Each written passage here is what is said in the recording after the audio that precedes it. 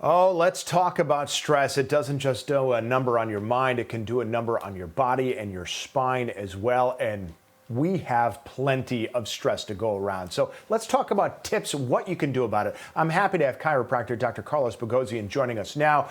Doctor, thank you so much for taking the time. And please start off, before we get to the tips, by telling us just what kinds of effects on the spine stress has. Thank you, Tim, for having me on, and thank you for giving a voice to this. Look, the stress levels are extremely high. These are truly trying and emotional times, and our fellow Americans are faced with an environment that we've never had to experience before. And what's really concerning to me the most is that these high levels of stress could have some major problems down the road. Over the years, scientific studies have demonstrated that there is a link between stress and some health problems, things like cardiovascular disease, coronary artery disease, or even digestive problems. And the same thing could be said about the adverse effect of stress on the spine and nervous system. Let me show you what I mean by that. This is what the spinal column looks like. The brain is up top, and the spinal cord, which is directly attached to the brain, runs down the column. From there, nerves exit, and they go in different parts of the body.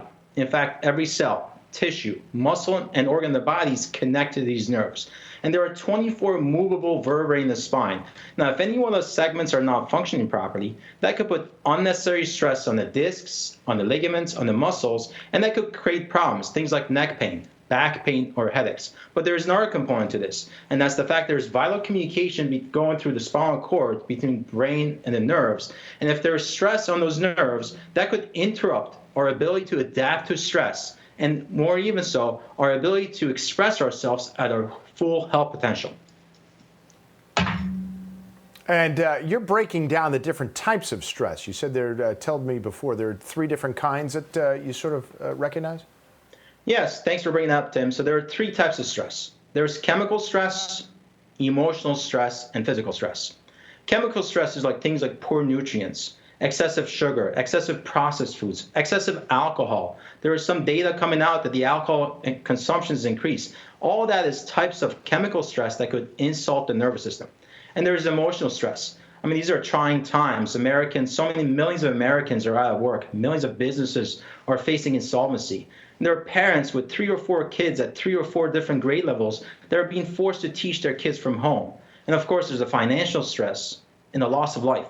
And all that is the kind of emotional stress. Then we know that we're under stress, emotional stress. All that stress gets transferred right into the spine.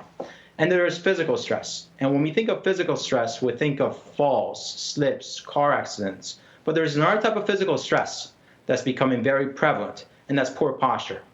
Over the years, many corporations invested so much in creating properly ergonomically designed workstations. But now many Americans are working from home, and they're forced to work from their kitchen dining room table or from their dining room table and from a laptop. And that puts tremendous amount of stress on the spine. Not to mention, there are so many people using their mobile devices or handheld devices to surf through internet, look at the social media. And that itself, again, puts tremendous amount of stress on the spine. Yeah, so we have about 90 seconds. Can you give us some good tips in those 90 seconds? What can we do to try to reduce that stress? Absolutely. So look, as human beings, we're not designed to be flexed all the time. In fact, we're designed to be extended. So when we wake up in the morning, we go to the kitchen, we sit down, and we eat in the flex position. From there, we go to work, we sit again in the flex position. My recommendation would be put a timing on your phone or maybe on your computer, and every hour at least, stand up and put yourself into an extended position. Bring your arms up, open up that thoracic cavity so you can get more oxygen in there. That you can do that for 30 seconds. And our tip will be to bring your arms in front like this, and what I call the butterfly exercise, and do small circular motions like this, again, to bring your shoulders back and take the stress off of your spine. I like that idea because, yeah, especially I think we really underestimate just how much damage we're doing by constantly looking down at those devices. Like you said, I think they call it text neck. So that's great, this idea of extension. Doctor, thank you so much for taking the time to join us. Dr. Carlos Bogosian from Savita Chiropractic. Thank you, Tim. I also want to mention that chiropractors, we've been around for 125 years, serving our communities, and that we've gone through so many challenging times, whether it was World War I, World War II, or even tragedies like 9/11. And I know that the chiropractic community is ready to serve our patients and help in any shape or form we can.